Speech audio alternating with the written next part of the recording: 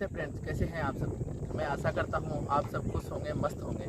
जैसा कि आज आपको पता है, आज हम आए हैं बस्सी अभयारण्य चित्तौड़ राजस्थान, जिसमें आज आप हमारे साथ देखेंगे विभिन्न प्रकार के पशु पक्षी और साथ में विभिन्न प्रकार के पेड़ पौधे, वनस्पति। और विशेष तौर पर इस अभयारण्य में आपको देखने को मिलेगा क्रोकोडाइल, जो कि एक बस्सी डैम है उसमें स्थित है। तो आप हमारे साथ ऐसे ही बने रहें। यह बस्सी वन्य जीवन अभयारण्य का एक मैप है। इस मैप के माध्यम से आप अभयारण्य में आसानी से विजिट कर सकते हैं और यह वन्य जीव अभयारण्य से संबंधित कुछ इंस्ट्रक्शन है, इनको आप पढ़ सकते हैं। इनका पालन करना ज़रूरी है। ये मेन एंट्री गेट है, ये शुल्क है, पहुँच करके आप देख सकते हैं। ऐसा कुछ इसका एंट्री गेट है।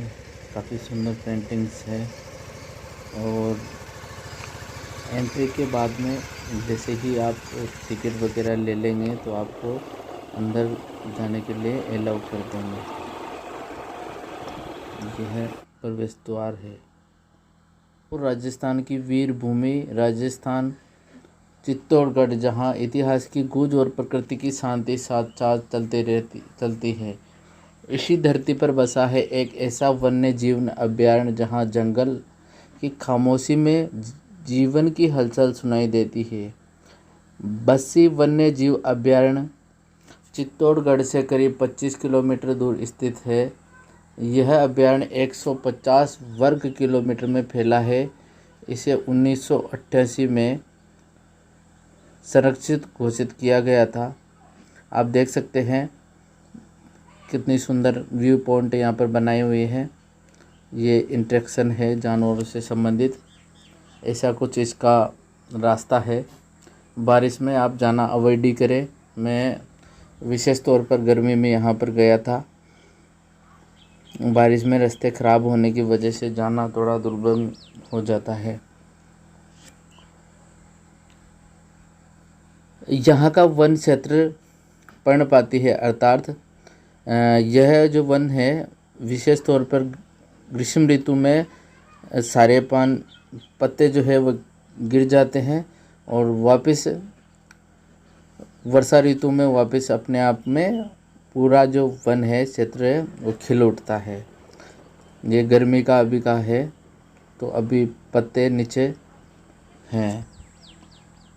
पर्णपाती वन में ढोक, चरेल, बुटिया पेड़, कई दुर्लभ औषधियाँ यहाँ पर इस वन क्षेत्र की शान है। यहाँ से सीधा सारण तालाब की तरफ आप वन्य जीव देखने के लिए जा सकते हैं।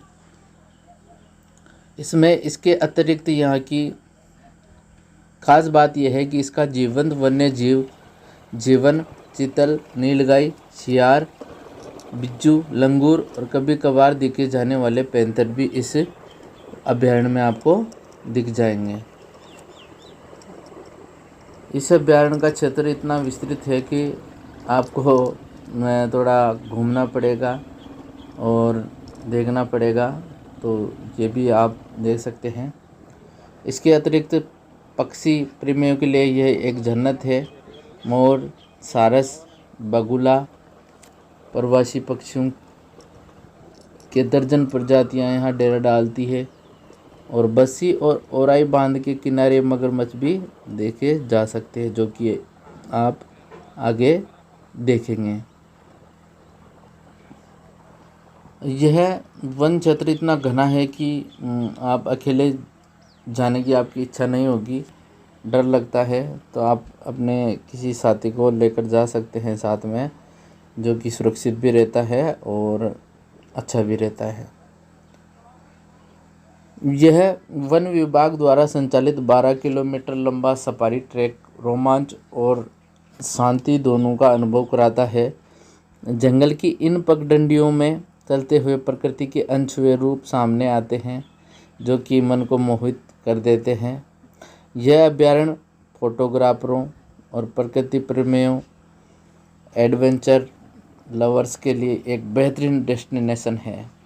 शांति से भरपूर वातावरण और सूर्यास्त के समय मनमोहक दृश्य यहाँ की खूबसूरती की ओर बढ़ा देते हैं। अगर आप प्रकृति की गोद में कुछ पल सुकून के बिताना चाहते हैं तो आप बस्सी वन्यजीव अभयारण्य आपका इंतज़ार कर रहा है। आइए और आप भी घूमिए। आप देख रहे हैं सामने जीव जंतुओं के लिए फॉरेस्ट डिपार्टमेंट की तरफ से पानी की व्यवस्था कर रखी है। अभी जैसा कि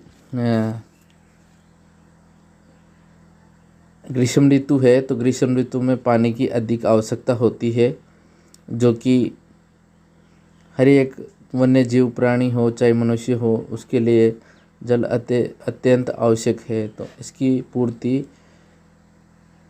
करना हमारा और सभी का एक दायित्व है। हम जब आए थे तो इसमें हमें तो ऐसा कुछ दिखा नहीं है, लेकिन क्योंकि हम लगभग दोपहर के समय इसमें घूमने के लिए आए थे, लेकिन आप मॉर्निंग यानी कि सुबह के समय या शाम के समय आएंगे तो आपको कई प्रकार के जानवर आपको आसपास पानी पीते हुए घूमते हुए मिल जाएंगे। इतनी गर्मियों में तो जानवर क्या है कि कहीं गुफाओं में या कहीं पेड़ की छाँव में थोड़ा रास्ते से सटकर सोए रहते हैं और व्यस्त रहते हैं। आप कोशिश करें कि सुबह या शाम के समय पर ही अभयारण्य में घूमने के लिए आए तो आपको और अच्छा महसूस होगा और आपको कुछ जानवर देखने को भी मिलेंगे। इन पगडंडियों पर आप अपनी खुद की बाइक या जीप करके ला सकते हैं। उसका जो रेंट किराया जो भी है शुरू में बोर्ड पर इंस्ट्रक्शन के माध्यम से बताया था, आप पॉज करके पढ़ सकते हैं। कितना घना जंगल है देखो, मतलब इतना घना है कि आप अकेले तो डर के मारे पूछो ही मत हाल क्या हो जाता है। ये हम अभी सामने जो आपको रास्ते दिखाई दे रहे हैं ये अलग अलग पॉइंट के लिए जाते हैं। हम सीधा यहाँ से जा रहे हैं बच्चे जो डैम है उसके मगरमच्छ यानी कि क्रोकोडाइल पॉइंट। यह पॉइंट है जो कि जहाँ से आपको क्रोकोडाइल यानी कि मगरमच्छ देखने को काफ़ी मिल जाएंगे। इसको क्रोकोडाइल पॉइंट भी बोला जाता है। सामने आप जो नदी दिख रही है ये नदी वैसे है, लेकिन ये नदी पर बांध बनाया गया है और इस बांध का नाम है बस्सी डैम। यहाँ पर क्रोकोडाइल पॉइंट पर विशेष छतरी निर्माण है। सामने देख सकते हैं नदी में कितना सुंदर दृश्य व्यू पॉइंट के द्वारा ऐसा कुछ रास्ता है जिसके माध्यम से आपको चलकर नदी की जो धारा है वहाँ तक पहुँचना होगा।